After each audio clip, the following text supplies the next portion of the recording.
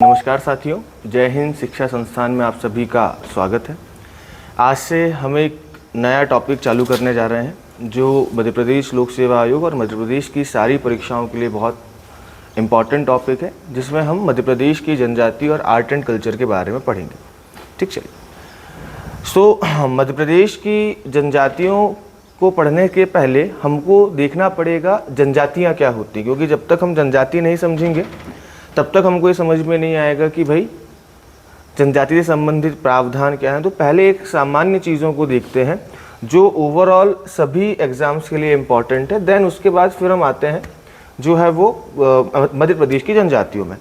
आज हम एक बेसिक चीज़ देखेंगे जो MPPSC के सिलेबस में भी है ना, और मध्य प्रदेश के दूसरे एग्ज़ाम्स में भी इम्पॉर्टेंट है, जिसमें हमको 2 से 3 चीज़ें देखनी। पहली तो जनजाति देखनी है, दूसरा जनजाति का जो भौगोलिक वितरण है, कहाँ कहाँ पर जनजाति फैली हुई है वो देखेंगे, और जनजाति से संबंधित जो अगर कुछ प्रमुख प्रावधान है उनकी हम चर्चा कर लेंगे। सारे प्रावधान नहीं, हमको केवल वो प्रावधान देखने हैं जो स्पेशली किससे रिलेटेड है भाई, आपके शेड्यूल ट्राइब से रिलेटेड है। ध्यान रखना, यहाँ पर मैं बात कर रहा हूँ बार बार शेड्यूल ट्राइब की, अनुसूचित जनजाति की। अनुसूचित जनजाति को समझने के पहले आप एक शब्द समझिएगा। एक होती है जाति, हम सभी की कोई ना कोई जाति है, हम सभी की कोई ना कोई क्या है भाई, कास्ट है। दूसरी होती है क्या भाई, जनजाति। और जनजाति मतलब क्या हो गया, ऐसी लोग या ऐसी आपकी जाति जो कहाँ निवास करती हो भाई, आपका जंगल वाले क्षेत्रों में निवास करती हो, या जिसमें अगर हम बात करें तो अभी भी आपका एक कबीले के रूप में या अभी भी एक समूह के रूप में रहती हो, और साथ ही साथ में उनकी क्या हो भाई, अपनी एक अलग संस्कृति हो, तो उनको क्या कहते हैं हम, आपका जनजाति। तो एक शब्द तो हो गया जाति, दूसरा शब्द हो गया क्या भाई, आपका जनजाति। फिर ये अनुसूचित जाति और जनजाति क्या है भाई, अनुसूचित जाति को कहा जाता है शेड्यूल कास्ट, और अनुसूचित जनजाति को क्या कहा जाता है, शेड्यूल ट्राइब कहा जाता है। और शेड्यूल कास्ट या शेड्यूल ट्राइब का मतलब क्या हो गया, शेड्यूल का मतलब क्या होता है, कहीं पर सूचीबद्ध करना, कहीं पर क्या करना उसको भाई, आपका लिस्टेड करना। हम क्या करते हैं, शेड्यूल बनाते हैं अपना पढ़ने का, तो हम क्या करते हैं, एक लिस्ट बनाते हैं कि भाई सुबह 4 बजे उठेंगे, 4:15 से लेकर 7:30 तक पढ़ेंगे, 7:30 पर ब्रेक लेंगे, ऐसे करके हम शेड्यूल बनाते हैं, जो कभी फॉलो नहीं होता। वैसे ही जो जातियाँ या जनजातियाँ संविधान में कहीं लिस्टेड की गई हैं या संविधान में कहीं सूचीबद्ध की गई हैं, उनको हम क्या कहेंगे भाई, आपका अनुसूचित जाति या जनजाति। जाति हम सभी हैं, जनजाति जो आपके आदिवासी समूह है वो सब क्या है भाई, आपके जनजाति हैं। लेकिन ऐसी जाति या जनजाति जिसका वर्णन या जिसको कहाँ सूचीबद्ध किया गया है, आपका संविधान में सूचीबद्ध किया गया है, इंडियन कॉन्स्टिट्यूशन में आपका लिस्टेड किया गया, शेड्यूल किया गया है, उनको हम क्या कहेंगे, अनुसूचित जाति या अनुसूचित जनजाति कहेंगे। ठीक, चलिए। तो ध्यान रखना, अगर हम बात करें जनजाति की, तो जनजाति होता क्या है, तो ध्यान रखना कि जनजाति की अगर हम बात करें कि भाई कोई जनजाति को हम जनजाति कब कहेंगे, तो कुछ बेसिक चीजें ध्यान रखना। पहली चीज तो क्या कि भाई जनजाति है, जंगलों में निवास कर रही है, तो कहीं ना कहीं इनका जीवन स्तर, इनकी जो लाइफ स्टाइल है वो क्या होगी, निम्न स्तर की होगी कि नहीं होगी। तो अगर हम बात करें तो कहीं ना कहीं इनकी सामाजिक स्थिति क्या होगी भाई, अगर हम बात करें तो सामाजिक स्थिति या इनका जो सोशल कंडीशंस हैं ये क्या होगी भाई, थोड़ी सी आपकी डाउन होगी, या अगर हम बात करें तो निम्न होगी, या समाज में इनकी स्थिति जो है वो आपकी समाज में सबसे नीचे होगी। दूसरा कि भाई ये एक पर्टिकुलर जगह पाई जाएगी, एक पर्टिकुलर एरिया या निश्चित क्षेत्र में पाई जाती है। जैसे आप देखेंगे भील जनजाति का एक क्षेत्र है, गौंड जनजाति का एक क्षेत्र है, बैगा जनजाति का एक क्षेत्र है, सहरिया जनजाति का एक क्षेत्र है। तो ये क्या करती हैं कि भाई एक निश्चित क्षेत्र में पाई जाती हैं और इनकी अपना एक स्पेसिफिक कल्चर होता है, या अगर हम बात करें तो अपनी क्या होती है, एक विशेष संस्कृति होती है। तो ध्यान रखिएगा, लगभग ये 2-3 चीजें ध्यान रखना। अब विशेष संस्कृति में क्या आ गया कि भाई इनकी अपनी कुछ विशेष भाषा होगी, इनकी कुछ अपने कस्टम्स या परंपराएं कुछ होंगी विशेष, विशेष, फिर अगर हम बात करें तो इसके साथ साथ इनके कुछ पर्व, इनके विवाह, इनकी परंपराएं, ये सब क्या होंगी भाई, अगर हम बात करें तो आपकी विशेष होंगी। और जब ये सब चीज़ें किसी जाति में पाई जाती हैं तो उनको क्या कहते हैं भाई, आपका जनजाति कहते हैं। ठीक, चलिए, तो ध्यान रखना कि भाई आपके प्राचीन निवासी या पुरानी परंपराओं को फॉलो करते हैं, इनकी एक विशिष्ट संस्कृति होती है, एक निश्चित एरिया होता है। जब ये लक्षण या ये हमको जो है सिम्टम्स किसी जनजाति में दिखाई दे रहे हैं, किसी कास्ट में दिखाई दे रहे हैं, तो उसको हम क्या कहेंगे भाई, आपका ट्राइब कहेंगे या जनजाति कहेंगे। ठीक, चलिए अब बढ़ते हैं आपका आगे। जनजाति की परिभाषा तो हो गई। जनजाति की परिभाषा के आगे अगर हम बात करें तो इनसे संबंधित कुछ चीजें हम देख लेते हैं। जैसे जनजाति क्या है, ये संविधान में कहीं पर भी वर्णित नहीं है। जनजाति को अलग अलग लोगों ने जो है वो क्या किया है, परिभाषित किया है। लेकिन अगर कभी पूछा जाए कि भाई संविधान में संविधान में जनजाति का वर्णन कहाँ पर है या जनजाति की परिभाषा कहाँ दी गई है, तो भाई संविधान में कहीं भी जनजाति की परिभाषा नहीं दी गई है। इस बात को ध्यान रखना। हाँ, अनुसूचित जनजाति की दी है, ये चीज विशेष ध्यान रखना। जनजाति की परिभाषा नहीं दी गई, किसकी दी गई है, अनुसूचित जनजाति की दी गई। तो पहले पॉइंट का ध्यान रखिएगा कि भाई भारतीय संविधान में कहीं भी आपको जनजाति शब्द को परिभाषित नहीं किया गया। हाँ, लेकिन अनुसूचित जनजाति को जरूर परिभाषित किया गया है। भाई आर्टिकल 366 जो है उसका एक क्लॉज है 25, है ना, उसका एक आपका उपबंध है जिसका नाम है आपका मतलब 366 अनुच्छेद का 25वां क्लॉज या उपबंध है, जो क्या कहता है कि भाई अनुसूचित जनजाति कौन है, तो ये कहता है कि भाई वो सभी जनजाति, ध्यान रखिएगा, वे सभी जनजातियां जो किसमें वर्णित है भाई, आपका जो अनुच्छेद 342 के 1 में, ठीक, क्या है भाई, आपका वर्णित है, या अगर हम बात करें आपका सूचीबद्ध है, लिस्टेड है, उनको क्या कहा जाता है भाई, आपका शेड्यूल्ड ट्राइब कहा जाता है। तो ध्यान रखना कि जाति या जनजाति की परिभाषा संविधान में नहीं दी गई है। हाँ, अनुसूचित जाति और अनुसूचित जनजाति की जरूर दी गई है। जैसे इसका 24 क्लॉज जो है वो कहता है अनुसूचित जातियां, है ना, और 25 क्लॉज क्या कहता है कि भाई वे सभी जातियां अनुसूचित जनजातियां हैं जो संविधान के अनुच्छेद 342 में क्या की गई है भाई, आपका वर्णित की गई हैं या सूचीबद्ध की गई हैं। तो ध्यान रखना, कभी भी अगर आपसे पूछे कि भाई साहब परिभाषा कहाँ बताई गई है ये बताइए, तो परिभाषा बताई गई है किसमें भाई, आपका 366 में, 366 के 25 क्लॉज में। और अगर पूछे कि इनका वर्णन कहाँ किया गया है, इनका डिस्क्रिप्शन कहाँ दिया हुआ है, इनकी लिस्ट कहाँ दी हुई है, तो भाई ध्यान रखना वो दी है किसमें भाई, अगर हम वर्णन की बात करें तो वो दिया हुआ है अनुच्छेद 342 में। क्लियर है पॉइंट? चलिए बढ़ते हैं आपका आगे। इसके बाद भाई ध्यान रखना, ये अनुसूचित जनजाति शब्द कब आया, तो अनुसूचित जनजाति शब्द का सबसे पहला प्रयोग संविधान में हुआ है जब 1950 के समथिंग अगर हम बात करें तो लगभग 212 जनजातियों को हमने शेड्यूल्ड ट्राइब के रूप में घोषित किया था। मतलब 212 जनजातियों को हमने क्या किया था, जो आपकी पिछड़ी हुई थी, जिनकी सामाजिक स्थिति बहुत ज़्यादा अच्छी नहीं थी, तो उनको हमने क्या किया, शेड्यूल्ड ट्राइब के रूप में जो है वो लिस्टेड किया या संविधान में हमने उनको सूचीबद्ध किया। और जब संविधान में हमने शुरुआत में 212 ट्राइब्स को शेड्यूल किया या 212 ट्राइब्स को हमने जोड़ा, तो इसको क्या कहा गया भाई, आपका शेड्यूल्ड ट्राइब कहा गया, अनुसूचित जनजाति कहा गया। ठीक, तो भाई किसी जनजाति को अनुसूचित जनजाति क्यों कहा जाता है ना, देखो सिंपल चीज है, आपको जो है वो प्रश्न ऐसे बन सकता है कि किसी भी जनजाति को अनुसूचित जनजाति क्यों कहा जाता है या अनुसूचित जनजाति से क्या तात्पर्य है। तो भाई ध्यान रखना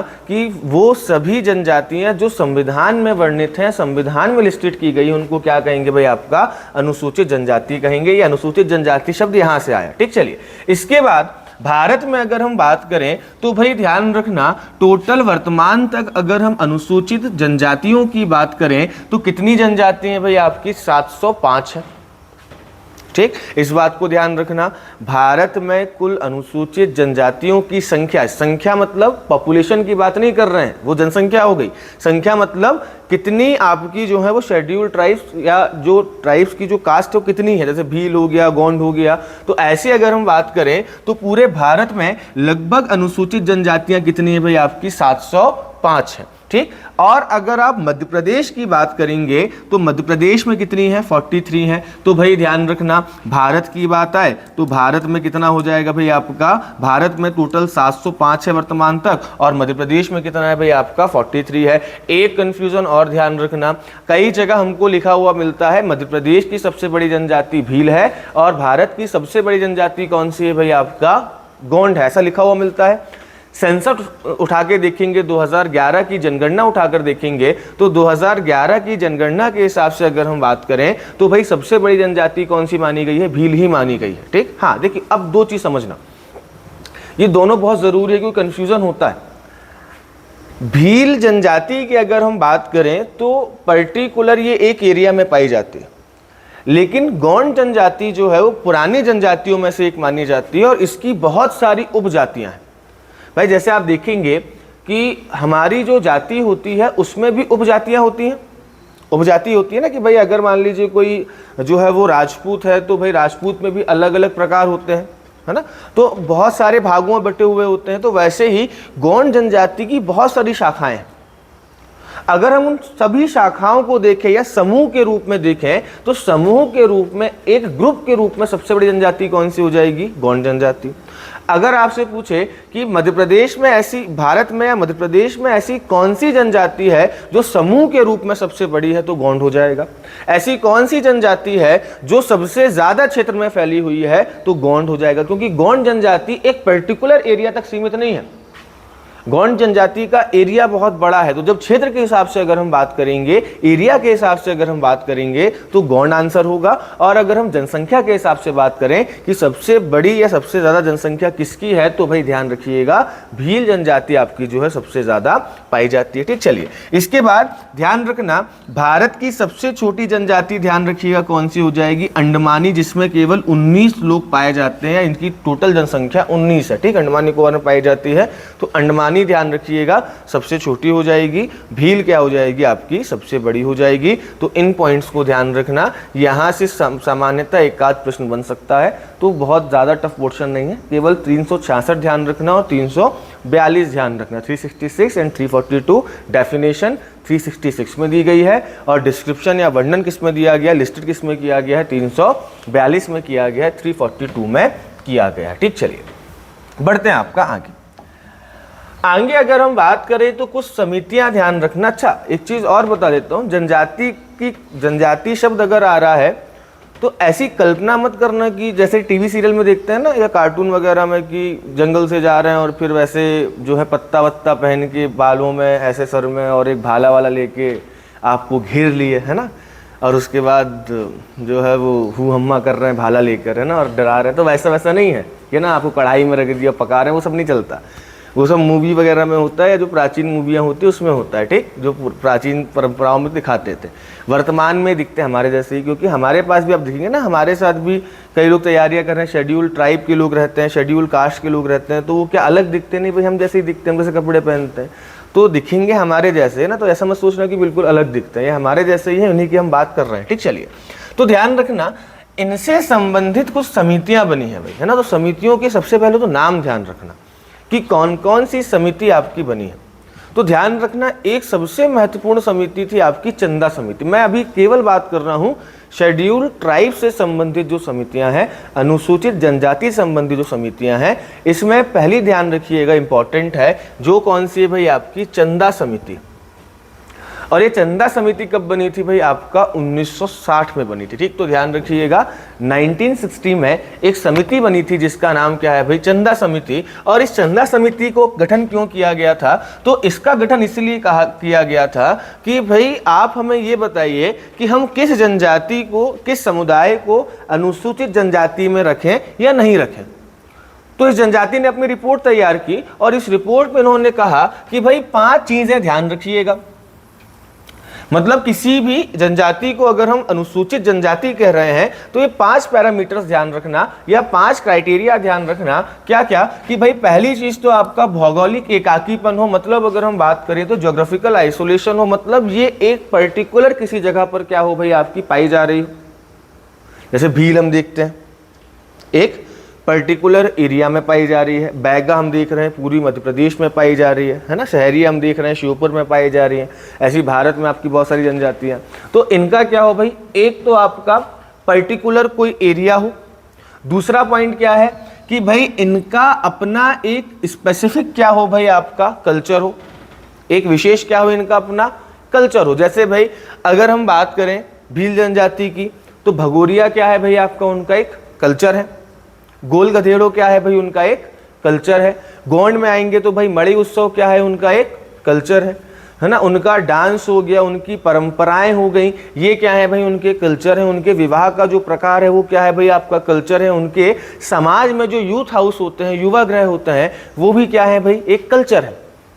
तो यहां पर क्या कहा गया कि उनके पास क्या हो भाई, आपकी एक विशेष संस्कृति है। और ध्यान रखना, विशेष संस्कृति मतलब क्या हो गया, इनकी कुछ परंपरा, अगर हम बात करें तो कुछ पर्व, इनके कुछ नृत्य हो, कुछ इनके गायन हो, मतलब कुछ इनके सॉन्ग डांस वगैरह हो। और इसके बाद जो इनकी सामान्य परंपराएं, विवाह संबंधित चीजें हो गई, खान पान हो गई, है ना, जो इनके ईश भगवान वगैरह, देवता वगैरह हो गए, तो ये क्या है भाई, आपके विशिष्ट हो ना। आप अधिकतर देखेंगे जनजाति में आपको ऐसे देवता देखने को नहीं मिलेंगे कि भाई हनुमान जी, शंकर जी मिलेंगे। ऐसी जनजातियों में देखने को मिलेंगे जो अब धीरे धीरे आधुनिक हो रही हैं।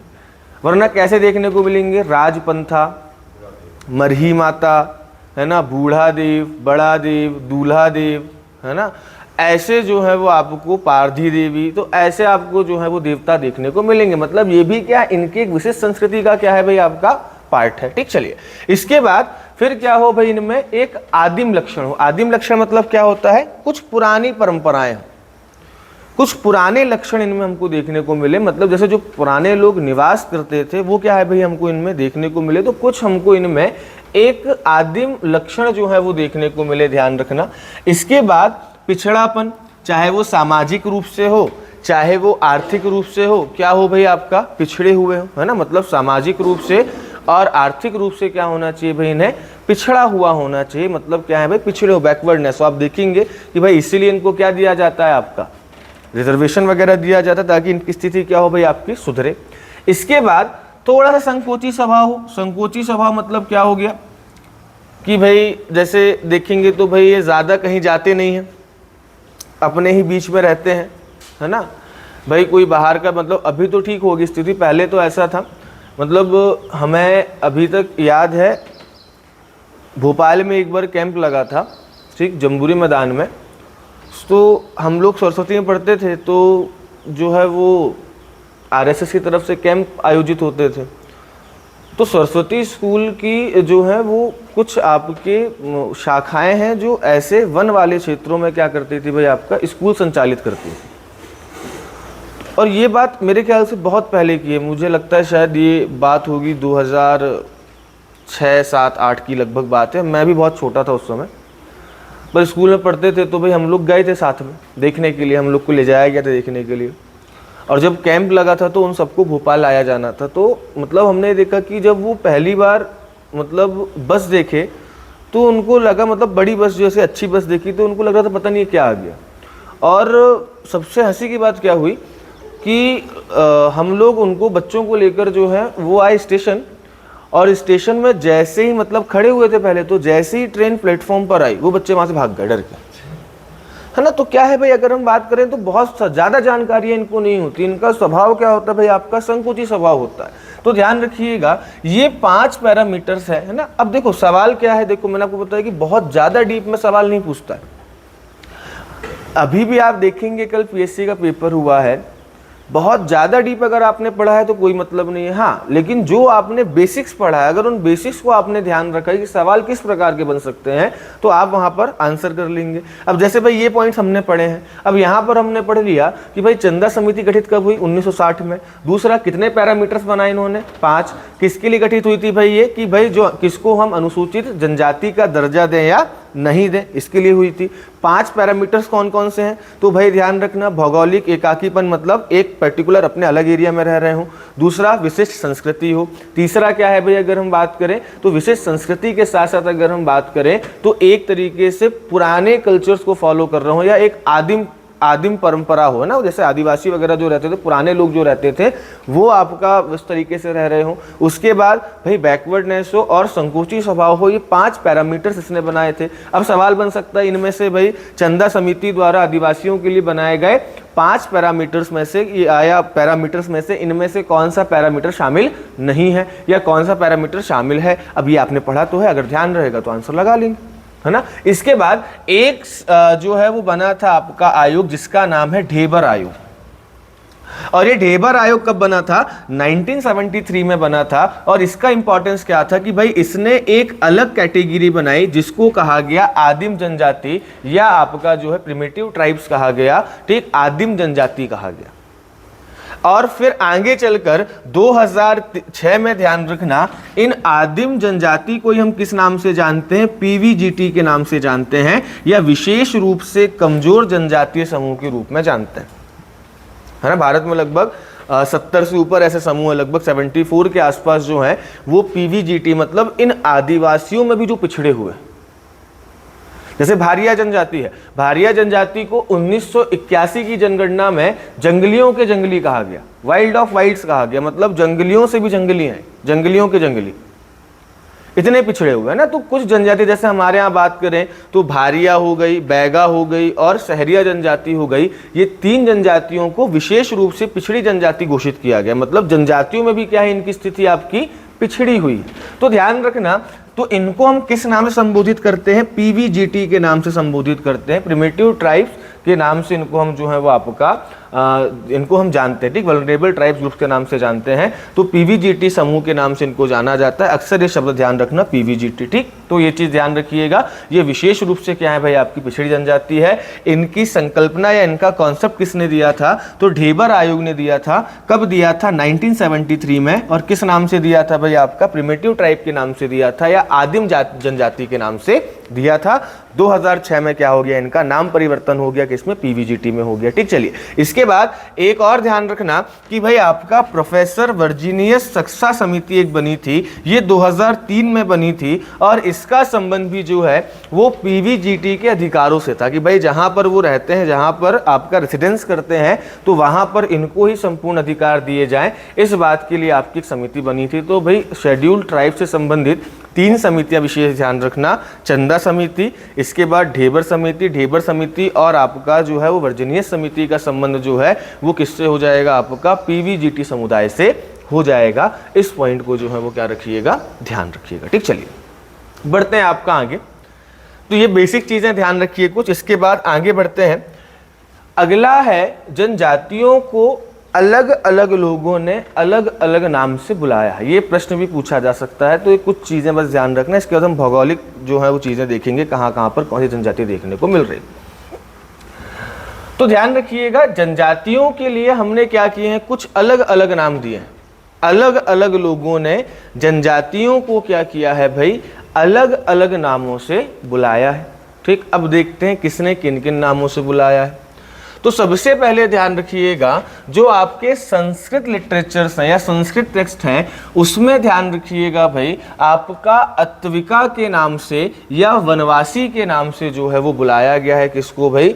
आदिवासियों को, ठीक। तो ध्यान रखिएगा कि कभी अगर पूछ ले कि भाई आपका अत्विका शब्द किसके लिए यूज किया गया है, तो भाई ये यूज किया गया है जनजातियों के लिए। दूसरा ध्यान रखना कि भाई मैंने आपको भी बताया कि अनुसूचित जनजाति, जनजाति शब्द तो पहले चलता था, लेकिन अनुसूचित जनजाति शब्द का सबसे पहले प्रयोग कहां पर हुआ है भाई? आपका भारतीय संविधान में। जब हमने क्या किया था 1950 में, कितनी जनजाति भाई? 212 जनजातियों को सूचीबद्ध किया था। और कौन से आर्टिकल में सूचीबद्ध किया था भाई? ये किया था 342 के फर्स्ट क्लॉज में।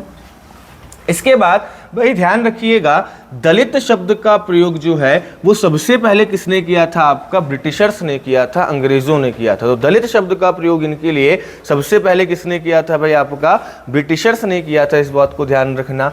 हरिजन या गिरिजन के हिसाब से अगर हम बात करें तो ये कहा था किसने भाई? आपका महात्मा गांधी ने, ठीक। तो हरिजन या गिरिजन के नाम से महात्मा गांधी ने बुलाया था। इसके बाद आदिवासी के नाम से ध्यान रखना, ठक्कर बप्पा ने बुलाया था, ठीक। और ठक्कर बप्पा को ध्यान रखिएगा भाई, ठक्कर बप्पा को जो है ना, ठक्कर बप्पा को आदिवासियों को, इनका पूरा नाम है अमृतलाल विठुलदास ठक्कर। ठीक, तो इनका नाम जो है वो पूरा नाम है क्या भाई, आपका एवी ठक्कर है। इनको जो है वो ठक्कर बप्पा के नाम से जाना जाता है। ठीक, तो ध्यान रखना इनको किस नाम से जानते हैं, ठक्कर बप्पा के नाम से जानते हैं। और इनको आदिवासियों का मसीहा कहा जाता है या इनको आदिवासियों का पितृ पुरुष कहा जाता है। ठीक, तो ध्यान रखना इनको आदिवासियों का मसीहा या इनको आदिवासियों का पितृ पुरुष कहा जाता है। एक समाज सेवी थे जिन्होंने आदिवासियों के लिए बहुत काम किया। तो इनको किस नाम से जानते हैं, ठक्कर बप्पा के नाम से जानते हैं। पूरा नाम क्या था इनका, अमृतलाल विठुलदास ठक्कर इनका नाम था। ठीक, तो इन्होंने इनको क्या कहा भाई, आपका आदिवासी का।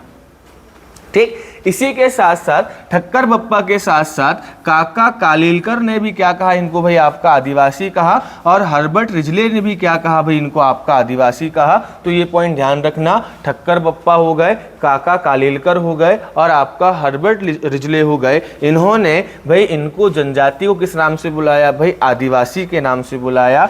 इसके बाद भाई विलीन मानवता के नाम से दास एंड दास को ने बुलाया, है ना। तो दास एंड दास एक व्यक्ति थे जिन्होंने इनको मिक्स ह्यूमैनिटी या विलीन मानवता के नाम से जो है बुलाया। तो ये भी ध्यान रखना। पहाड़ी जनजाति के नाम से इनको बुलाया था गियर्सन ने और पिछड़े हिंदू के नाम से बुलाया था इनको डॉक्टर G.S. घुरिये ने बुलाया था। ठीक, तो ध्यान रखना भाई दलित सबसे पहले ब्रिटिशर्स ने बुलाया। अनुसूचित जनजाति भारतीय संविधान में सबसे पहले प्रयोग हुआ। इसके बाद अत्विका जो है वो पुराने ग्रंथों में आपका बुलाया गया है। गरिजन या हरिजन जो है वो गांधी जी ने इनके लिए प्रयोग किया। आदिवासी जो है वो ठक्कर बप्पा हो गए, हर्बर्ट रिजले हो गए और काका कालेलकर ने प्रयोग किया है। विलीन मानवता इंपॉर्टेंट ध्यान रखना, दास एंड दास। पहाड़ी हिंदू जो है या पहाड़ी जनजाति गियर्सन और भाई पिछड़े हिंदू जो है वो G.S. घुरिये ने इनको बुलाया है। इस पॉइंट को ध्यान रखना। तो ये सामान्य चीजें आपकी जो हैं वो होती हैं किसके बारे में, जनजातियों के बारे में। ठीक, चलिए क्या हो गया, महात्मा गांधी आदिवासियों को बुलाया इस नाम से, जनजातियों को इस नाम से बुलाया। जैसे भाई हमने भाई जैसे शेड्यूल ट्राइब्स हैं उनको भाई हरिजन के नाम से बुलाते थे, है ना। तो हरिजन मतलब जिनको जैसे अंग्रेजों ने दलित कहा तो इनको भाई किसी ने अलग नाम से बुला दिया, है ना। तो इनके अलग अलग लोगों ने इनको अलग अलग नामों से संबोधित किया है। जैसे नर्मदा के बहुत सारे नाम हो गए तो वैसे इनके लिए अलग अलग लोगों ने अलग अलग नाम दिए। तो प्रश्न ये बन सकता है कि भाई आपका जो है वो महात्मा गांधी ने आदिवासी या जनजातियों के लिए किन शब्द का प्रयोग किया, है ना, या डॉक्टर घुरिये ने जो है वो जनजाति के लिए किस शब्द का प्रयोग किया। तो ये शब्द आप ध्यान रखिएगा, इसका प्रयोग किया। सीधा प्रश्न बनेगा, इसमें कुछ अपन को समझना भी नहीं, केवल याद करना इन चीज़ों को, है ना, कि भाई आप देख के पहचान सके कि किसने किसने क्या क्या कहा था। ठीक, चलिए अगला आपका इसी में टॉपिक है। मतलब पहला तो है आपका एक जनजातियों के बारे में हमने देख लिया। आपका जो पहला टॉपिक स्टार्ट होता है वो होता है मध्य प्रदेश में जनजातियों के भौगोलिक विस्तार से, है ना, कि भाई अगर हम देखें भौगोलिक वितरण कहाँ कहाँ पर है, कहाँ कहाँ पर कौन कौन सी जनजाति वगैरह जो है वो पाई जाती है, ये चीज़ें हमको जो है वो आपका देखनी है। ठीक, चलिए तो एक चीज़ समझना, जनजातियों की अगर हम बात करें तो एक तो आपका सेंट्रल एरिया हो गया, मध्य केंद्र हो गया। ठीक, यहाँ पर लगभग आपको मिश्रित जनजातियां देखने को मिलेंगी, कुछ और जनजातियां देखने को मिलेंगी, उसको हम पढ़ेंगे। ठीक, फिर यहाँ पर आप पीछे की ओर आएंगे तो क्या हो गया भाई, आपका पश्चिमी क्षेत्र हो गया, है ना। तो अगर आप एक हो गया कि आप वेस्ट में आएंगे तो आपको कौन सी ट्राइब देखने को मिलेगी, तो जैसे जैसे अगर हम एमपी की बात करें, एमपी के वेस्ट में आएंगे तो यहाँ पर देखने को मिलेगी आपको कौन सी ट्राइब भाई, भील ट्राइब देखने को मिलेगी। यहीं पर आएंगे तो आपको कौन सी देखने को मिलेगी, तो भाई भिलाला ट्राइब देखने को मिलेगी, है ना। तो ध्यान रखिएगा, भील हो गई, भिलाला हो गई, ये ट्राइब्स आपको कहाँ देखने को मिलेगी, तो भाई भील हो गया, भिलाला हो गया, ये मेनली आपको वेस्ट में देखने को मिलेगी। और उसके बाद भी अगर हम बात करें तो आपका जो साउथ वेस्ट वाला रीजन है, ठीक, आपका जो साउथ वेस्ट वाला रीजन है, यहाँ पर आपको साथ में कोरकू भी देखने को मिलेगी, ठीक। देखो यहाँ पर क्या मिलेगी, ध्यान रखना, ये जो आपका पर्टिकुलर एरिया है, ये पूरा एरिया किसका है भाई, ध्यान रखना, आपका जो है वो भील जनजाति का है। ठीक। और भील की एक जो है वो आपकी जनजाति जिसका नाम क्या है भाई, भिलाला। तो ध्यान रखिएगा, भील और भिलाला कहाँ मिलेगी आपको, धार हो गया, झाबुआ हो गया, अलीराजपुर हो गया, रतलाम हो गया, बड़वानी, बुरहानपुर, यहाँ पर क्या मिलेंगी भाई आपको देखने के लिए, भील और भिलाला जनजाति देखने को मिलेगी। हाँ, खंडवा में मिलेगी पूरे एरिया, निमाड़ और यहाँ पर। अब देखो ऐसा तो है नहीं कि भाई आपका एक साथ खत्म हो जाएगी, बस एक जिले के बाद अगले में ना रहो, थोड़ी बहुत हो गया। मतलब जैसे भाई अलीराजपुर और झाबुआ, धार, ये वाला जो एरिया है ये बहुत सेंट्रलाइज्ड है इनके लिए, मतलब यहाँ पर आपको सबसे ज़्यादा देखने को मिलेंगे भील। फिर जैसे जैसे क्षेत्र आपका बढ़ेगा वैसे वैसे इनकी संख्या कम होती जाएगी, है ना। चलिए आगे बात करते हैं। इसके बाद जैसे आप दक्षिण में आएंगे तो दक्षिण में आपको देखने को मिलेगी सबसे महत्वपूर्ण जनजाति जिसका नाम है गोंड। ठीक, नर्मदा नदी के दोनों ओर आपको गोंड ट्राइब देखने को मिलेगी, दोनों ओर, है ना। और मैंने आपको बताया कि समूह के रूप में अगर आप देखेंगे तो सबसे बड़ी जनजाति, अगर आप एरिया वाइज देखेंगे कि भाई कौन सी जनजाति सबसे ज्यादा क्षेत्र में फैली हुई है तो गोंड हो जाएगी। ठीक, चलिए तो ध्यान रखना कि अगर हम बात करें तो लगभग ये पूरा एरिया आपको जो है वो किसका देखने को मिलेगा भाई, गोंड का देखने को मिलेगा। नर्मदा के दोनों ओर आपको गोंड जनजाति देखने को मिलेगी। ठीक, तो ध्यान रखना गोंड देखने को मिलेगी। साथ ही साथ में यहीं पर आपको जो है छिंदवाड़ा वाले क्षेत्र में भारिया जनजाति देखने को मिलेगी। ठीक, तो ध्यान रखना गोंड के साथ अगर आप छिंदवाड़ा वाले क्षेत्र में अगर आप बात करेंगे तो यहाँ पर कौन सी देखने को मिल रही है भाई आपकी, भारिया। और भारिया भी एक विशेष क्षेत्र, यहाँ पर आपका जो है पातालकोट नामक आपका स्थान है, वहाँ पर आपकी भारिया जनजाति मेनली आपको कंसंट्रेट देखने को मिलेगी। ठीक, चलिए इसके बाद जैसे जैसे आप पूर्व में जाएंगे, ठीक, तो पूर्व के एरिया में आपका जो है दक्षिण की तरफ, ठीक, आपको मेनली मिलेगी कौन सी जनजाति भाई, बैगा जनजाति देखने को मिलेगी। अगर हम बात करें तो आपका जो मंडला हो गया, डिंडोरी वाला पोर्शन हो गया, यहाँ पर आपने को देखने को कौन सी मिलेगी भाई, आपको जो है वो देखने को मिलेगी मेनली बैगा जनजाति। ठीक, तो ध्यान रखना बैगा। और जैसे आप इस रीवा वाले क्षेत्र में आएंगे यहाँ पर, तो यहाँ पर आपको एक जनजाति देखने को मिलेगी कोल।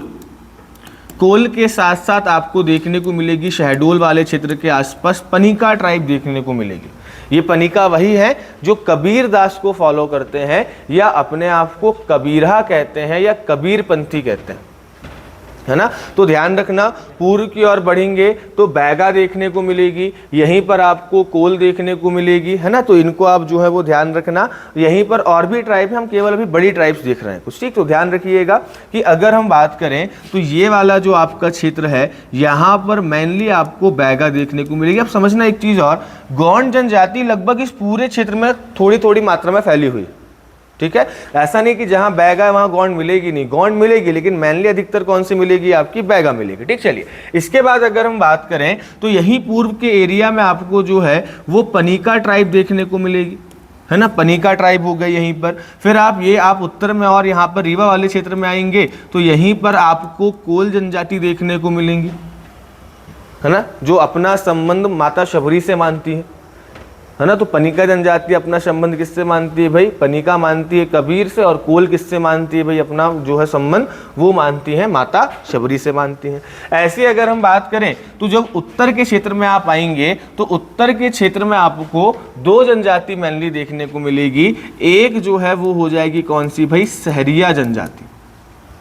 ठीक, और श्योपुर वाला जो क्षेत्र है, श्योपुर से लेकर अगर हम बात करें पूरा राजस्थान वाला जो आपका क्षेत्र है, यहाँ पर अगर हम बात करें तो मेनली आपको कौन सी जनजाति देखने को मिलेगी भाई, सहरिया जनजाति देखने को मिलेगी। और सहरिया जनजाति के साथ साथ आपको यहाँ जो बुंदेलखंड वाला क्षेत्र है यहाँ पर तो आपको सहरिया देखने को मिलेगी इस पूरे एरिया में, है ना। तो यहाँ पर अगर हम बात करें तो आपको एक तो सहरिया ट्राइब देखने को मिलेगी, दूसरा अगर हम बात करें तो दूसरा आपको जो है यहाँ पर खैरवार या जिसको खैबर भी कहा जाता है, ये जनजाति देखने को मिलेगी जो कत्था बनाने का काम करती है ना। तो ध्यान रखिएगा कि अगर हम बात करें तो उत्तर में आप जाएंगे तो भाई आपका सहरिया हो गया, यहीं पर आपको एक जनजाति सौर, ध्यान रखना। ठीक, तो सौर जनजाति भी यहाँ पर ध्यान रखिएगा, सौर जनजाति भी यहाँ पर आपको देखने को मिलेगी। ठीक, चलिए, तो ये जनजातियां आप ध्यान रखना कि भाई आपका सहरिया हो गया, सौर हो गया, ये कहाँ देखने को मिलेगा, आपका उत्तर की ओर देखने को मिलेगा। ठीक, इसके बाद इन दोनों के बीच वाले क्षेत्र में मेनली ध्यान रखिएगा कोरकू जनजाति देखने को मिलेगी। मैंने आपको बताया कि भाई गोंड के और भील के बीच में ये जो आपका एरिया है, इस एरिया में कौन सी देखने को मिलेगी भाई, आपका कोरकू ट्राइब देखने को मिलेगी, कोरकू जनजाति देखने को मिलेगी। ठीक, ऐसे ही बालाघाट वाले क्षेत्र में एक जनजाति देखने को मिलती है, हलबा जनजाति। ठीक, तो ध्यान रखना हलबा जनजाति जो है वो देखने को मिलती है कहाँ पर भाई, आपका जो है बालाघाट वाले क्षेत्र में देखने को मिलती है। ठीक, तो बहुत सारी ट्राइब्स जो हैं वो आपकी हैं। तो अभी हम क्या कर रहे हैं, केवल इंपॉर्टेंट को देखेंगे, इसके बाद जब हम एक एक ट्राइब पढ़ेंगे तो बहुत सारी चीज़ें पढ़ेंगे। ठीक, तो ध्यान रखना, ये चीज़ ध्यान रखिएगा कि जैसे जैसे आप जो है वो कहाँ घूमेंगे भाई, जैसे जैसे पूर्व की ओर जाएंगे वैसे वैसे कोल, पनिका और बैगा जनजाति देखने को मिलेगी, और भी जनजाति देखने को मिलेगी, लेकिन महत्वपूर्ण जनजाति यही रहेगी। यहीं पर आपको एक और लिख लेना, प्रधान जनजाति। अब देखो, कहने को ये अलग जनजाति है, लेकिन है गोंडों की एक शाखा, गोंड जनजाति की एक शाखा है प्रधान। और भाई ध्यान रखना, यहाँ पर पूर्व में आएंगे तो कोल, पनिका, प्रधान, बैगा हो गया, दक्षिण में आएंगे तो गोंड और भारिया हो गया, पश्चिम में जाएंगे तो भाई आपका भील, भिलाला, कोरकू हो गया, और ऊपर जाएंगे नॉर्थ में तो भाई आपका सहरिया या सौर जनजाति जो है वो आपका देखने को मिलेंगी। तो ये क्षेत्र आप जो है वो ध्यान रखना। सबसे बड़ी जनजाति कौन सी हो जाएगी भाई, आपकी भील। लगभग मध्य प्रदेश में इनकी जनसंख्या कितनी है भाई, आपका 59.9 लाख जनसंख्या है। ठीक, लगभग पूरे मध्य प्रदेश में अगर हम बात करें, सबसे ज़्यादा जनसंख्या इनकी धार में।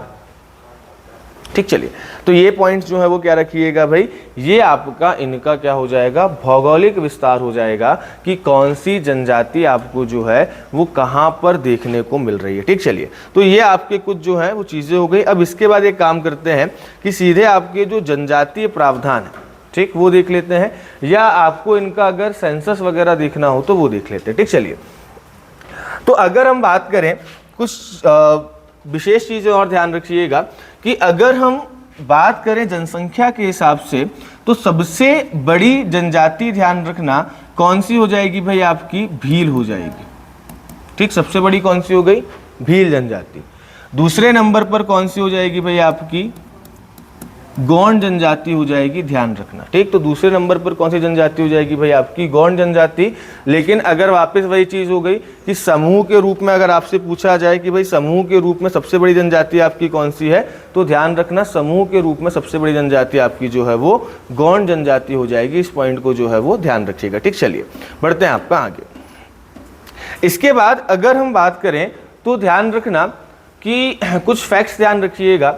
जैसे अगर हम देखें तो भाई टोटल ट्राइब्स को अगर हम देखें 100% मानते हैं तो इनका शहरीकरण बहुत कम है। मतलब आपका 6.8% जो आपके शेड्यूल ट्राइब्स हैं ये आपका अर्बनाइज्ड हैं, या अगर हम बात करें तो शहरों में निवास करते हैं। ठीक, तो ध्यान रखना कि अगर हम बात करें तो लगभग 6.8 जो आपकी शेड्यूल ट्राइब्स से अनुसूचित जनजातियां हैं ये कहाँ निवास करती है भाई, आपका शहरों में निवास करती है। ठीक, चलिए, तो अब कुछ फैक्ट लिख लीजिए शेड्यूल ट्राइब संबंधित, फिर आपका आगे बढ़ेंगे। सबसे पहले बात करते हैं कि भाई इनकी कुल जनसंख्या कितनी है। ठीक, जनसंख्या के बाद देखेंगे कि इनकी कुल जनसंख्या प्रतिशत कितना है ना, कितने परसेंटेज पर ये जनजाति पाई जाती है। ठीक, इसके बाद अगर हम बात करें तो भाई जनसंख्या के बाद हम देख लेंगे कि इनमें आपका शहरों में कितने रह रहे हैं, और भाई अगर हम बात करें तो शहरी कितने हैं और आपके ग्रामीण क्षेत्रों में कितने रह रहे हैं। ठीक, तो सिंपल चीज़ है भाई, टोटल में से शहरी माइनस करोगे तो क्या आ जाएगा, आपका ग्रामीण में आ जाएगा, क्योंकि भाई या तो शहर में रहेंगे या तो गांव में रहेंगे, और भाई जितने शहरों में रह रहे हो उतने आप माइनस कर दीजिए तो क्या हो जाएगा भाई, आपका जो है वो आ जाएगा कितने आपका जो है वो गाँव में रह रहे हैं। ठीक, चलिए, अगर हम जनसंख्या की बात करें तो लगभग ध्यान रखना कि जो है इनकी जनसंख्या अगर आप देखेंगे तो लगभग 1.53 करोड़ है। कितनी है भाई, आपका 1.53 करोड़। और अगर एग्जैक्ट डेटा चाहिए हो तो कितना हो जाएगा भाई, 1,53,16,784। ठीक, ये क्या है भाई, इनकी आपकी टोटल पॉपुलेशन है, इतने जो है वो क्या रहते हैं भाई हमारे यहाँ। ये सारा सेंसस 2011 के हिसाब से, ठीक, तो ध्यान रखिएगा ये पूरा सेंसस किसके हिसाब से भाई आपका 2011 के हिसाब से है। तो भाई कभी कभी क्या होता है कि डेटा दे दिया 1.53 करोड़ दे दिया है ना, तब आप पहचान जाइए, और अगर ऐसा नहीं होता है तो क्या होगा भाई आपको जो है वो नंबर भी दे देगा, तो नंबर से भी आप जो है वो क्या कर सकते हैं, पहचान सकते हैं। ठीक, चलिए इसके बाद अगर हम बात करें तो ये कुल कितने % पर पाई जाती है, तो भाई ध्यान रखना ये जनजाति हमारे यहाँ पाई जाती मध्य प्रदेश की कुल जनसंख्या, क्या ध्यान रखना 21.09% है, और इसको आप लगभग कितना मान सकते हैं, तो भाई इसको आप लगभग मान सकते हैं 21.1 मान सकते हैं, है ना। तो ध्यान रखिएगा भाई मोटे तौर पर अगर हम देखें तो 21.1% पर ये ट्राइब जो है वो हमको देखने को मिलती है। और अगर भाई एग्जैक्ट पूछ ले अगर, या कई बार ऐसा होता है ऑप्शन में 21.1 भी है, 21.2 भी है, 21.09 भी है, तो ध्यान रखना तब क्या हो जाएगा आपका 09 हो जाएगा। मोटे तौर पर देखें तो कितना है भाई आपको 21.1% पर जो है आपको ये जनजाति देखने को मिलेगी। ठीक, चलिए इसके बाद अगर हम बात करें तो भाई मध्य प्रदेश की जो जनजाति है, एमपी की जो जनजाति है, तो एमपी में भारत की अगर हम बात करें, भारत की कितने प्रतिशत जनजाति रहती है ना, कितने प्रतिशत जनजाति निवास करती है, तो ध्यान रखना लगभग 14.07% है ना, मतलब पूरे भारत की लगभग 14.07% जनजाति जो है वो कहाँ निवास करती है भाई आपका, वो ध्यान रखिएगा, वो निवास करती है आपका जो है वो भारत मध्य प्रदेश में निवास करती है ना, तो सॉरी 14.7 है, तो इसको 14.7 कर लेना। चलिए 14.7, ठीक, तो 14.7% जनजाति जो है वो कहाँ निवास करती है भाई, मध्य प्रदेश में निवास करती है, ध्यान रखना। फिर मैंने बताया कि शहरों में कितने % रहती है, तो ध्यान रखिएगा 68% आपका जो है 6.8% जनजाति, मतलब अगर हम बात करें तो 1000 जनजातियों में से केवल 68 लोग कहाँ रहते हैं, आपके शहरों में रहते हैं। अगर हम बात करें तो बाकी जो बचे हुए हैं वो कहाँ रहते हैं भाई, आपके ग्रामीण क्षेत्रों में रहते हैं, तो इस पॉइंट को भी जो है वो आप ध्यान रखना। ठीक, चलिए आगे अगर हम बात करें तो भाई मध्य प्रदेश में सबसे ज्यादा जनसंख्या की, अगर जनसंख्या के हिसाब से बात करें तो ध्यान रखिएगा सबसे ज्यादा जनसंख्या जो है वो कौन सी हो जाएगी, आपकी धार में। ठीक, तो ध्यान रखना कि अगर हम जनसंख्या के हिसाब से बात करें तो सबसे ज्यादा जनसंख्या कहाँ हो गई, आपकी धार में हो जाएगी। लगभग ध्यान रखिएगा यहाँ पर आपके जो है वो लगभग 12.2 लाख, मतलब लगभग 12,22,000 यहाँ पर आपकी टोटल शेड्यूल ट्राइब रहती हैं। तो यहां पर ध्यान रखना कि 12.2 लाख जो है वो क्या रहती हैं, आपकी ट्राइब्स रहती हैं। तो पहले नंबर पर कौन हो जाएगा भाई, आपका धार हो जाएगा, जहां पर सर्वाधिक जनजाति आपको देखने को मिलेगी। और अगर हम न्यूनतम की बात करें, मिनिमम की बात करें कि भाई आपका न्यूनतम जनजाति कहां देखने को मिलती है, मिनिमम, ये तो क्या हो गया भाई आपका मैक्सिमम। मिनिमम की अगर हम बात करें तो मिनिमम कहां पर हो जाएगा भाई, आपका भिंड में हो जाएगा। सबसे कम जनजाति कहां देखने को मिलती है भाई, आपका भिंड में देखने को मिलती है, जहां पर केवल अगर हम बात करें तो 6131 ट्राइब जो है, या 6131 लोग क्या है भाई आपके शेड्यूल ट्राइब के हैं। ठीक, तो भिंड में ध्यान रखना सबसे कम है 6131। तो ये तो हो गया किसके हिसाब से भाई, आपका जनसंख्या के हिसाब से। दूसरा अगर हम बात करें तो भाई जब हम प्रतिशत के हिसाब से देखें, अब प्रतिशत कैसा समझना कि भाई एग्जाम्पल के तौर पर मान के चलिए एक जिला है धार, और एक जिला जो अभी हम पढ़ेंगे परसेंटेज के हिसाब से वो मान के चलिए है आपका अलीराजपुर। ठीक, अब मान के चलना कि इस धार में जो है वो टोटल जनसंख्या रहती है 1000, और अलीराजपुर में टोटल पॉपुलेशन रहती है केवल 100। इसमें अगर हम बात करें तो इस धार में जो है वो 1000 में से 500 क्या है भाई आपके शेड्यूल ट्राइब के हैं, और यहाँ पर मान के चलिए कि 100 में से 90 लोग क्या है भाई आपके शेड्यूल ट्राइब के हैं। अब अगर हम पॉपुलेशन के हिसाब से बात करें या जनसंख्या के हिसाब से बात करें तो ज़्यादा जनसंख्या कहाँ देखने को मिल रही है भाई, आपका धार में। लेकिन जब प्रतिशत के हिसाब से बात करेंगे तो भाई ये तो केवल 50% हुआ, ये कितना परसेंट हुआ, 90% हुआ। तो ध्यान रखना कि जब हम बात करेंगे प्रतिशत के हिसाब से तो सबसे ज्यादा प्रतिशत ध्यान रखिएगा कहाँ मिलेगा भाई, आपका अलीराजपुर में देखने को मिलेगा। मैक्सिमम परसेंटेज जो है वो कहाँ देखने को मिलेगा भाई, अलीराजपुर में देखने को मिलेगा 89%। ठीक, तो ध्यान रखना लगभग जो है हम बात करें तो 89% पॉपुलेशन, मतलब यहाँ पर 100 में से 89% पॉपुलेशन क्या है भाई, आपका शेड्यूल ट्राइब की है। और सबसे कम की बात करें तो सबसे कम में जो है वो आपका भिंड आ जाएगा 0.4%। तो भाई ध्यान रखना मिनिमम में दोनों जगह क्या रहेगा भाई, आपका भिंड रहेगा। तो मिनिमम में अगर हम बात करें तो भिंड हो जाएगा कितना भाई, आपका 0.4% जो है वो आप ध्यान रखना। तो ये डेटा आप ध्यान रखिएगा। ठीक, चलिए 2011 के अनुसार, ये सब 2011 के अनुसार, मतलब 10 साल में तो जनगणना हो जाती है। अभी देखो पहले तो अभी कोविड वगैरह भी आ गई थी चीजें, है ना, तो उसका कारण में जनगणना नहीं हो पाई। और उसके बाद भाई जब तक रिपोर्ट नहीं आती, होता क्या है कि भाई अब ऐसा तो है नहीं कि बस रिपोर्ट ली और जमा कर दी और आ गई। भाई बहुत सारे क्रॉस चेक्स वगैरह होते हैं, विश्लेषण होता है पूरी रिपोर्ट का। तो तब 1-2 साल रिपोर्ट, ये भाई अब जैसे 2011 की रिपोर्ट थी, ये लगभग 13 के आसपास आई थी। तो समय लगता है आने में, नया सेंसस भी आने वाला होगा, कोई दिक्कत नहीं है ना। चलिए, तो ये सारी चीज़ें 2011, भाई हम जो आज मध्य प्रदेश की जनसंख्या पढ़ते हैं 7 करोड़ 26 लाख, ये कब के हिसाब से भाई, 2011 के हिसाब से। तो 2011 का जो सेंसस आया उसके हिसाब से हम चीज़ें पढ़ रहे हैं। ठीक, चलिए, तो ये चीज़ें ध्यान रखना। ठीक, चलिए, अगर हम बात करें तो एक पॉइंट और ध्यान रखना कि अगर हम जनसंख्या के हिसाब से बात करते हैं तो भाई मध्य प्रदेश में जनसंख्या है 1 करोड़ 53 लाख, और जनसंख्या के हिसाब से हम बात करें तो देश में हमारी रैंक कौन सी है, ध्यान रखिएगा, जनसंख्या के हिसाब से हम फर्स्ट रैंक पर।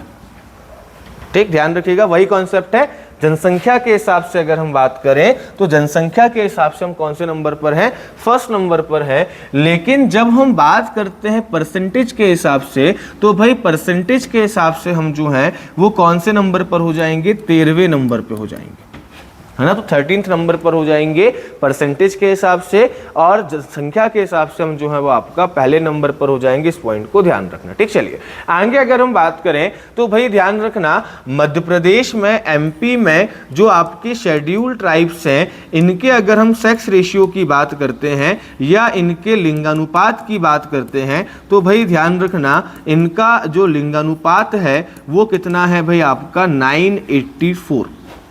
कितना है, 984। और मध्य प्रदेश का कितना है टोटल, अगर हम एमपी की बात करें ओवरऑल कितना है भाई, एमपी का ओवरऑल है 931। ठीक, तो ध्यान रखिएगा कि अगर पूछा जाए, भाई देखो कई बार मैंने क्या कहा, कॉन्सेप्ट पर सवाल हो सकते हैं।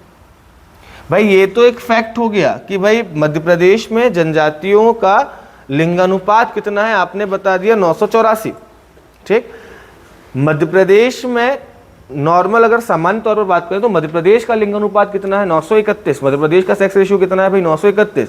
अब देखो सवाल क्या हो सकता है, जैसे कल एक सवाल आया था पीएससी के सवाल में कि भाई भारत की और मध्य प्रदेश की प्रति व्यक्ति आय की तुलना करने पर हम पाते हैं कि भाई ऑप्शन दे दिए कि मध्य प्रदेश की प्रति व्यक्ति आय या पर कैपिटा इनकम भारत से ज़्यादा है, दूसरा दे दिया भारत की पर कैपिटा इनकम या मध्य प्रदेश की पर कैपिटा इनकम भारत से कम है।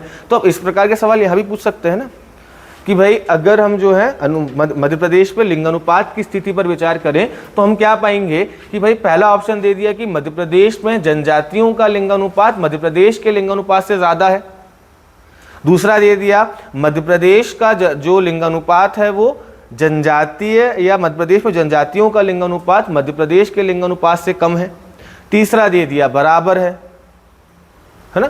तो अब ये हमको क्या पता होगा, ये डेटा हमको पता होना चाहिए। जब भी हम लिंगानुपात पढ़ रहे हैं तो हमने क्या कर लिया भाई, कंपेयर कर लिया। ऐसे अगर हम बात करें तो सबसे ज्यादा जो लिंगानुपात देखने को मिलेगा वो मिलेगा, ध्यान रखिएगा कहां पर भाई, मैक्सिमम की अगर हम बात करें तो मैक्सिमम ध्यान रखना कहां पर देखने को मिलेगा भाई, बालाघाट में देखने को मिलेगा। और बालाघाट में ये लिंगानुपात कितना हो जाएगा तो ध्यान रखना 1050। ठीक, तो ध्यान रखिएगा 1050 मतलब प्रति 1000 पुरुषों पर कितनी महिलाएं हैं भाई? तो टोटल मध्य प्रदेश में 984 है जनजातियों में। और अगर हम बालाघाट में बात करें तो बालाघाट में जो है वो आपका 1050 प्रति 1000 पुरुष, मतलब पर आपका 1000 या पर 1000 मील्स पर अगर हम बात करें तो 1050 क्या है भाई आपकी फीमेल्स हैं। इनको जो है वो क्या रखिएगा भाई, ध्यान रखिएगा। बढ़ते हैं आपका आगे, ठीक। चलिए इसके बाद आगे अगर हम बात करें तो बात कर लेते हैं इनकी लिटरेसी की बात कर लेते हैं या साक्षरता की बात कर लेते हैं, ठीक। कि इनका भाई जो है, क्योंकि देखो जनजाति सिलेबस में जुड़ा हुआ अलग से, तो इनकी स्थिति जो है वो क्या होनी चाहिए भाई, हमको पता होनी चाहिए, ठीक। तो इनकी जो कुल साक्षरता है बहुत कम है ना। अगर हम देखें तो लगभग 50.6% क्या है भाई इनकी टोटल लिटरेसी रेट है, साक्षर है। और हमारे यहाँ साक्षरता की परिभाषा क्या होती है भाई, क्या होती है साक्षरता की परिभाषा? किसी भी एक भाषा को समझ ले, पढ़ ले और लिख ले, है ना। तो ध्यान रखिएगा 7 साल से ऊपर का कोई भी व्यक्ति जो किसी एक भाषा को पढ़ सकता है, लिख सकता है या समझ सकता है, उसको क्या कहेंगे भाई, हम आपका साक्षर कहेंगे ना। चलिए तो उसके हिसाब से भी अगर हम बात करें तो कितने प्रतिशत है भाई आपका 50.6। अब इसमें भी ध्यान रखना मेल्स की भी पूछ सकते हैं और फीमेल्स की भी पूछ सकते हैं।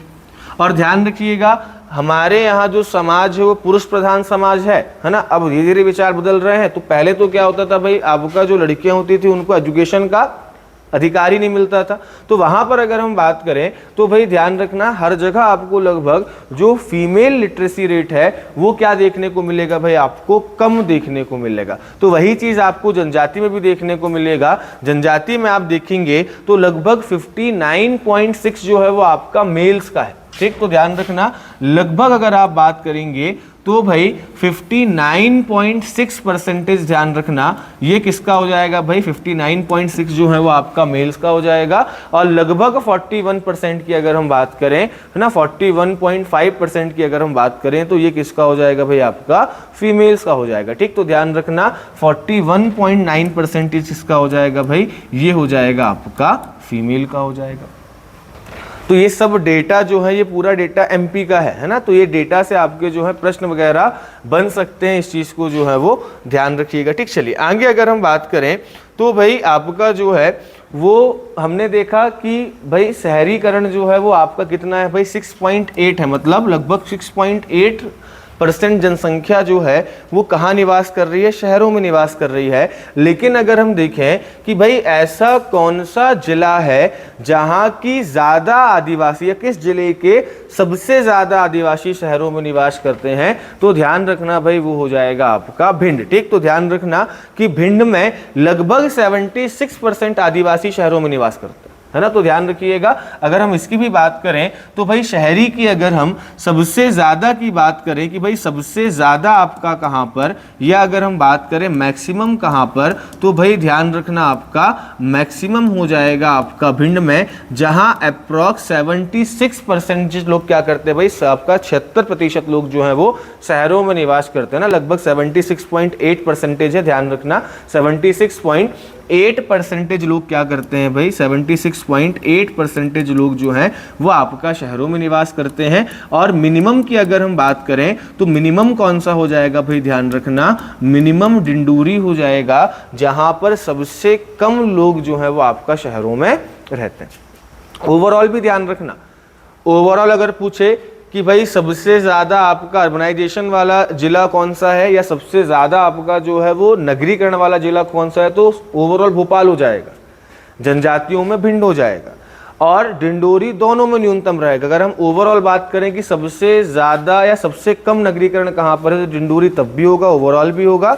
और अगर हम जनजातियों के हिसाब से बात करें तो भी भाई आपका जो है वो अंतिम स्थान इसी का है, जहां पर केवल आपका 1.6%, ध्यान रखना केवल कितना भाई आपका 1.6% जो है वो कहाँ रहते हैं, आपके शहरों में रहते हैं। मतलब प्रति 1000 लोगों में अगर हम बात करें तो प्रति 1000 लोग में केवल 16 लोग क्या रहते हैं भाई आपके, कहाँ, शहरों में रहते हैं। बाकी लोग कहाँ रहते हैं, आपके ग्रामीण क्षेत्रों में रहते हैं। इस पॉइंट को जो है वो ध्यान रखना, ठीक। चलिए तो लगभग ये चीज़ें आपकी जो है वो इंपॉर्टेंट है जो हमने देख ली। ठीक, एक चीज़ और ध्यान रखना, डिकेड ग्रोथ रेट जिसको हम कहते हैं, या जनसंख्या वृद्धि दर जिसको हम कहते हैं, मतलब वृद्धि दर मतलब क्या हो गया, डिकेड ग्रोथ रेट, या जिसको हम दशकीय वृद्धि दर कहते हैं। तो डिकेड ग्रोथ रेट क्या होता है कि 10 सालों में, हर 10 साल में जनसंख्या होती है, सेंसस होता है।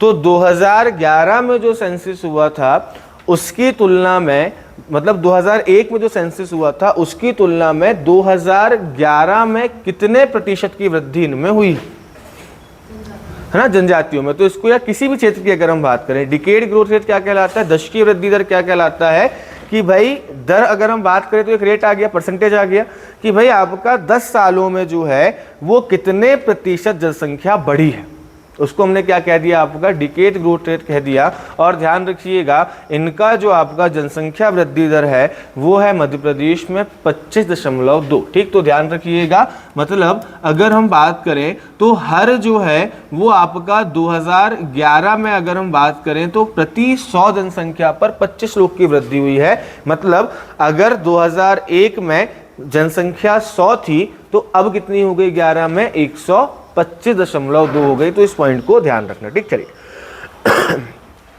तो ये चीजें लगभग जो है वो ध्यान रखिएगा, है ना। जनसंख्या घनत्व ध्यान रखना, जनसंख्या घनत्व है इनका 50, मतलब अगर हम पॉपुलेशन डेंसिटी की बात करें या जनसंख्या घनत्व की बात करें तो ये कितना है भाई आपका 50 है। और जनसंख्या घनत्व क्या होता है कि एक निश्चित एरिया में रहने वाले लोग, है ना। अब वो निश्चित एरिया अलग अलग भी हो सकते हैं, अलग अलग देशों के हिसाब से भी हो सकते हैं। जैसे हमारे यहाँ नापा जाता है प्रति किलोमीटर में, है ना। तो यहाँ पर जनसंख्या घनत्व कितना है, अगर हम देखें तो ये जनसंख्या घनत्व आपका 50, मतलब हर आपको 1 किलोमीटर वर्ग किलोमीटर में, 1 वर्ग किलोमीटर में कितने जनजाति देखने को मिलेंगे भाई, 50 जनजाति आपको देखने को मिलेगी। तो इस पॉइंट को क्या रखिएगा भाई, ध्यान रखिएगा। ये आपका जो है क्या हो जाएगा, एक नॉर्मल इंफॉर्मेशन जो है वो जनजातियों की होगी। ठीक, चलिए तो ध्यान रखना, सबसे ज्यादा जनसंख्या धार में, सबसे कम भिंड में। परसेंटेज में बात करें सबसे ज्यादा अलीराजपुर, सबसे कम भिंड। ठीक, जनसंख्या 1.53 करोड़।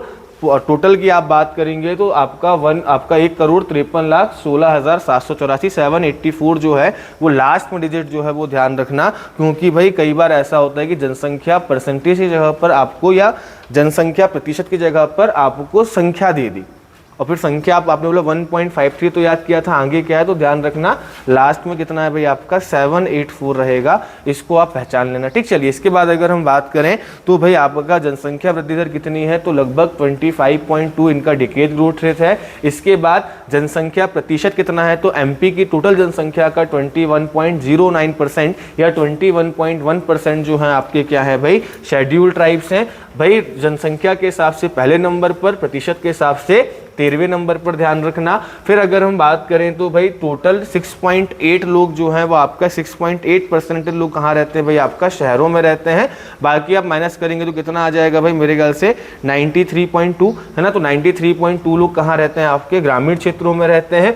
शहरों में सबसे ज़्यादा कहाँ रहते हैं तो भाई प्रतिशत है आपका भिंड में। भिंड में लगभग 76.8% लोग कहाँ रहते हैं शहरों में रहते हैं। सबसे कम कहाँ पर है भाई आपका डिंडोरी में है 1.6। ओवरऑल अगर आप बात करते हैं मध्य प्रदेश की सबसे ज़्यादा नगरीकरण कहाँ पर है, भोपाल में। सबसे ज़्यादा लोग कहाँ शहरों में निवास करते हैं तो सबसे ज़्यादा प्रतिशत अगर हम बात करें तो वो है आपका भोपाल का। सबसे कम किसका हो जाएगा, डिंडोरी का। ऐसे अगर हम बात करें तो एमपी में भाई भारत की कितने प्रतिशत जनसंख्या रहती है तो लगभग 14.7% रहती है। फिर अगर हम बात करें तो मध्य प्रदेश में शेड्यूल्ड ट्राइब का जो सेक्स रेशियो है वो कितना है तो भाई ध्यान रखना 984 है। मध्य प्रदेश का कितना है 931। भारत का कितना है इंडिया का 943 है ना। तो ध्यान रखना एमपी का 931 है, ठीक, भारत का 943 है और एसटी का कितना है भाई मध्य प्रदेश में 984 है।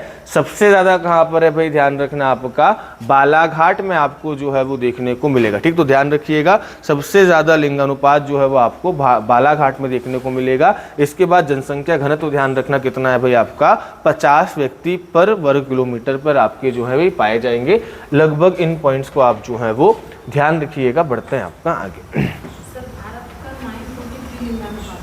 हाँ, भारत का 943 लिंगानुपात। ठीक, चलिए 931, मध्य प्रदेश का 931 है। ठीक, चलिए अब एक पॉइंट और लिख लो। अभी तो हमने नॉर्मली पढ़ लिया सबसे ज़्यादा कहाँ मिलती है, धार में, सबसे कम कहाँ मिल रही है, भिंड में। टॉप 3 भी आ सकते हैं, क्रम भी आ सकता है जमाने को। ठीक, चलिए तो ध्यान रखना मध्य प्रदेश में सबसे ज़्यादा शेड्यूल ट्राइब जनसंख्या के हिसाब से। ठीक, तो ध्यान रखना किसके हिसाब से भाई, आपका जनसंख्या के हिसाब से, पॉपुलेशन के हिसाब से। तो भाई ध्यान रखना पहले नंबर पर कौन सा हो जाएगा, धार हो जाएगा। दूसरे नंबर पर कौन सा हो जाएगा, बड़वानी हो जाएगा। ध्यान रखना दूसरे नंबर पर बड़वानी हो जाएगा। और तीसरे नंबर पर कौन सा हो जाएगा भाई, आपका झाबुआ हो जाएगा। तो ध्यान रखना धार, बड़वानी और झाबुआ। अब सबसे पहले तो क्या याद रखना है भाई, सबसे पहले ये याद रखना है कि कौन सा क्रम क्या है ना। तो भाई क्या है, पॉपुलेशन हम बाद में देखेंगे, सबसे पहले क्रम। तो सबसे पहले धार हो गया, फिर बड़वानी हो गया, फिर कौन सा हो गया आपका, झाबुआ हो गया। ठीक, बड़वान अगर हम बात करते हैं तो धार में हमने देखा कि लगभग आपका 12.2 लाख क्या रह रहे हैं भाई, आपके टोटल ट्राइब्स रह रहे हैं। ऐसी बड़वानी में अगर हम बात करें तो लगभग आपको 9.6 जो है, या अगर हम बात करें लगभग 96,000 जो है वो क्या देखने को मिलेंगे भाई, आपका 96,000 अगर हम बात करें अप्रॉक्स। ठीक, तो ये लगभग की बात करूं क्योंकि एग्जैक्ट तो हम याद भी नहीं कर सकते सारों का। कर सकते हैं क्या, नहीं कर सकते, है ना। तो ध्यान रखना कि अगर हम बात करें तो भाई आपका इसको आप लिख सकते हैं क्या, 0.96 लाख जो आपकी पॉपुलेशन है वो कहाँ पर है भाई, बड़वानी में। और ऐसे ही आपका 89,000 अगर हम बात करें 8 लाख, सॉरी 12, इसको ऐसा कर लीजिए आप, धार में कितनी 12.2, बड़वानी में 9.6 है। ठीक, तो 9.6 कहाँ पर, बड़वानी में, मतलब आपका 9,60,000 के समथिंग।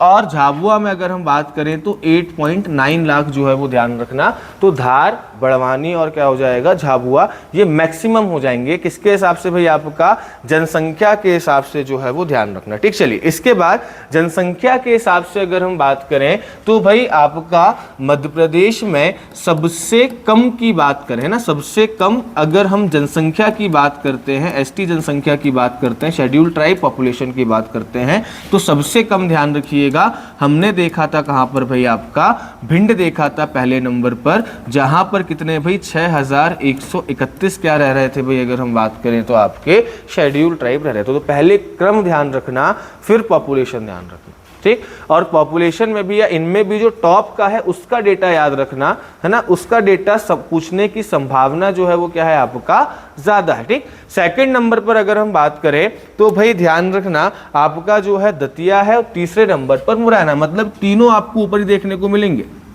है ना। भिंड के बाद कौन सा हो गया भाई, दतिया हो गया, और तीसरे नंबर पर कौन सा हो गया भाई, मुरैना हो गया, है ना। तो हम तो नाम भी लेते हैं भिंड मुरैना दतिया वाला क्षेत्र, है ना। तो ध्यान रखना भिंड मुरैना दतिया टॉप 3 में रहेंगे। और भाई आपका भिंड पहले नंबर पर, दतिया में लगभग जो है वो आपके 15,000 ध्यान रखना, 15,000 जो है एसटी पाए जाते हैं, और मुरैना में लगभग 17,000 एसटी पाए जाते हैं।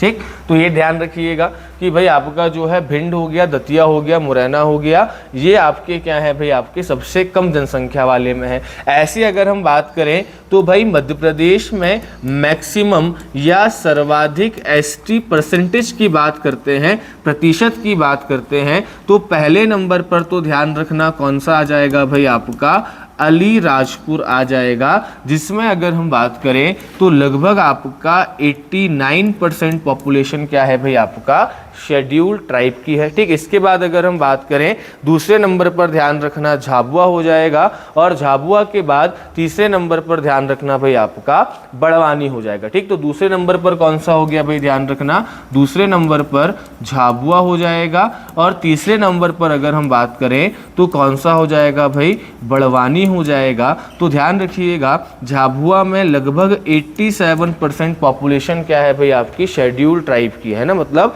89% लोग क्या है, 87% लोग झाबुआ में शेड्यूल ट्राइब के हैं, और 89% कहाँ पर है भाई, आपका अलीराजपुर में है। और बड़वानी में ध्यान रखना भाई 69.4। ठीक, तो बड़वानी में ध्यान रखिएगा कि आपका 69.4% पॉपुलेशन जो है वो किसकी हो जाएगी भाई, ध्यान रखिएगा शेड्यूल ट्राइब की हो जाएगी। अब मैक्सिमम देख लिया है तो क्या देख ले भाई, आपका मिनिमम भी देख ले, है ना। तो भाई आपका मिनिमम एसटी परसेंटेज की अगर हम बात करें तो पहले नंबर पर कौन सा हो जाएगा, भिंड। अब ध्यान रखना कितना था भाई, यहाँ पर 0.4% हमने देखा था, है ना।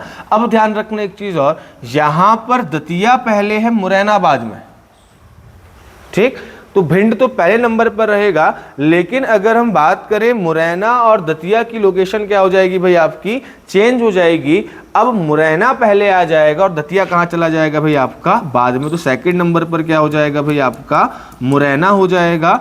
और तीसरे नंबर पर ध्यान रखिएगा क्या हो जाएगा भाई, आपका दतिया हो जाएगा। मुरैना में अगर हम बात करें तो लगभग 0.9% जो है वो क्या है भाई, आपके शेड्यूल ट्राइब रहते हैं, ठीक। तो ध्यान रखना यहाँ पर 0.9 हो जाएगा। और अगर हम बात करें दतिया की तो दतिया में 1.9 हो जाएगा। दतिया में 1.9% लोग क्या है, शेड्यूल ट्राइब। तो लगभग ये डेटा आज की जो क्लास थी, डेटा फैक्चुअल डेटा था। यहाँ पर क्या समझने वाला है, कहानी के तौर पे कुछ नहीं था। यहाँ पर क्या है भाई, सब चीजें याद करने वाली हैं।